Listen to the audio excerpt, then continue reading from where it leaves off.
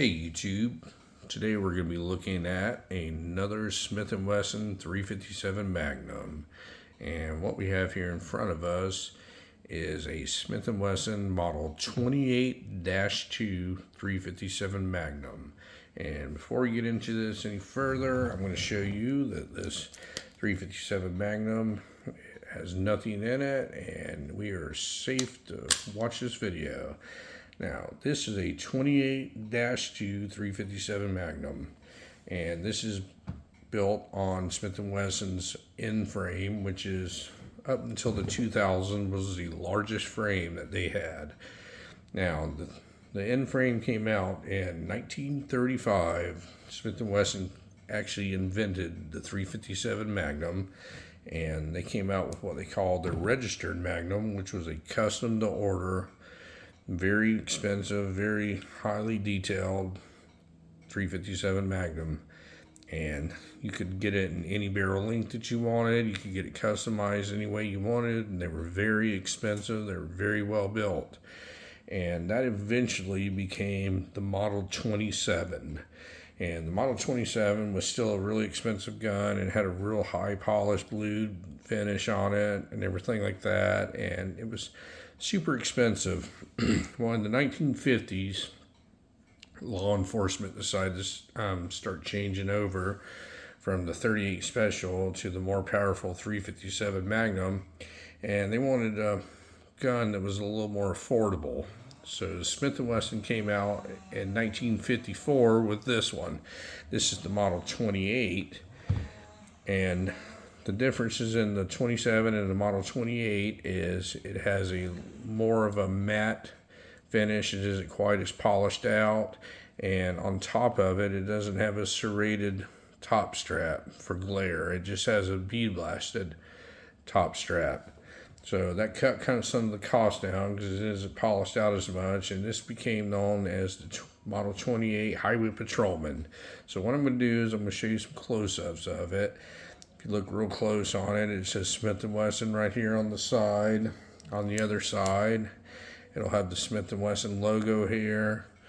It says the Made in the USA and all their stuff, Springfield, Massachusetts. And then right here on the barrel, it says 357 cartridge, and it says Highway Patrolman, because that's what this was. This was aimed towards law enforcement. It doesn't show fingerprints as much.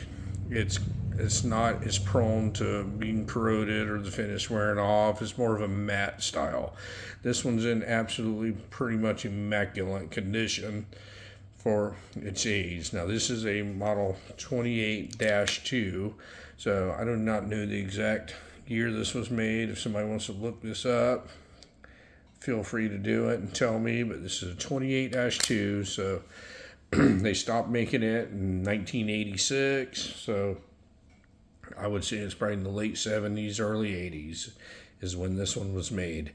The grips on this thing, it's got the walnut target style grips on it, and they're pretty much in immaculate condition on it. It's got a color case hardened hammer and a color case hardened trigger, and this one does have the firing pin mounted on the hammer. Now, if you'll look at this thing here, it does have recessed cylinders in it. That's a big plus.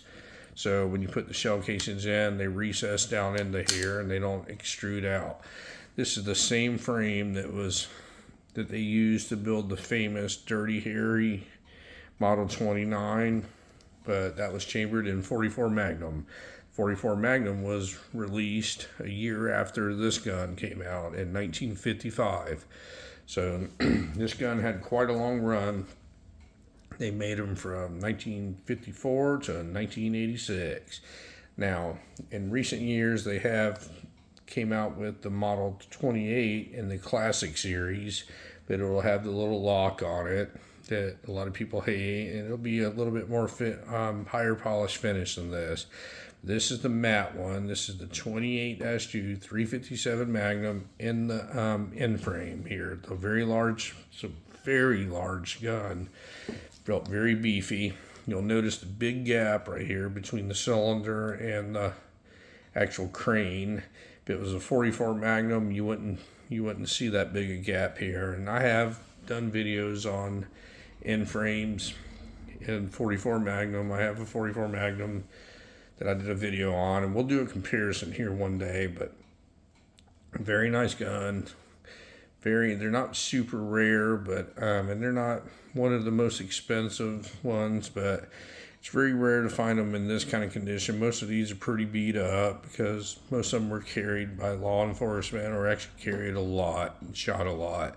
This one just happens to be in excellent condition. There's no finish wear whatsoever anywhere on it, and I'm happy to own it. But if anybody has any questions on this gun, feel free to reach out to me. It's really cool to have a 357 Magnum and one of them a gun this large. It really helps tame down that recoil from when you're shooting full load Magnums. This gun is built like a tank.